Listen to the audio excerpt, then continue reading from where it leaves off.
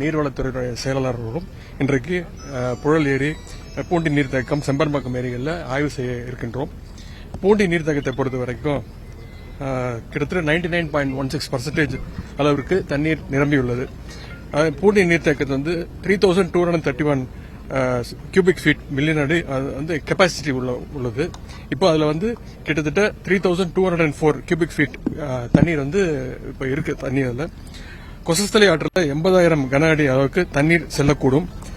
அந்த இடத்துல 16,500 அடி கன அடி அளவு திறந்து விடப்பட்டுள்ளது. எனவே எந்த விதமான பிரச்சனையும் இல்லை, எந்த விதமான அச்சமும் பொதுமக்கள் அடைய தேவையில்லை. அதேபோல செம்பரம்பாக்கம் ஏரியுடைய முழு கொள்ளளவில் 96% அளவுக்கு இன்றைக்கு நீர் நிரம்பியுள்ளது. செம்பரம்பாக்கம் எடுத்துக்கிட்டீங்கன்னா முழு கொள்ளளவு total capacity 3645 million cubic feet. அதுல இப்ப 3535 செம்பரம்பாக்கம் ஏரியிலிருந்து வினாடிக்கு 32,000 கியூபிக் ஃபீட் தண்ணீர் வெளியேற்றலாம். அந்த இடத்திலிருந்து தற்பொழுது 4632 கியூபிக் ஃபீட் தண்ணீர் மட்டும்தான் வெளியேற்றப்பட்டு வருகிறது. அதேபோல புழல் ஏரியின் முழு கொள்ளளவில் 90% இன்னைக்கு ஃபுல்லா இருக்கு. புழல் ஏரியிலிருந்து வினாடிக்கு 7200 கன அடி தண்ணீரை வெளியேற்றலாம். ஆனால் இன்னைக்கு தற்பொழுது வரை வினாடிக்கு 709 கியூபிக் ஃபீட் தண்ணீர் மட்டுமே வெளியேற்றப்பட்டு வருகின்றது. இவை அனைத்து இடங்களிலுமே வாய்க்கால்களின் முழு கொள்ளளவுக்கு உட்பட்டு நீர் வெளியேற்றப்பட்டு வருகின்றது. நீர் வெளியேற்றப்பட்டு வருவது தொடர்பான எச்சரிக்கை நீர்வளத்துறை மற்றும் மாவட்ட நிர்வாகத்தின் மூலம் தொடர்ச்சியாக நேற்று இரவிலிருந்து விடுக்கப்பட்டுள்ளது. இதுக்கு முழுக்க முன்னெச்சரிக்கை நடவடிக்கை தான். இதனை அரசு தொடர்ந்து கண்காணித்துக் கொண்டிருக்கிறது.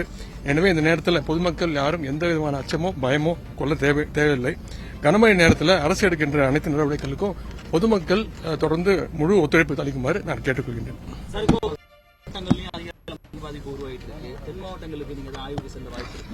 காலையில் முதலமைச்சர் பத்திரிகை சந்திப்பு சொல்லியிருக்கிறாங்க. ஒவ்வொரு மாவட்டத்திற்கும் ஒரு அமைச்சரை பொறுப்பு அமைச்சராக அனுப்பிச்சிருக்கிறாங்க.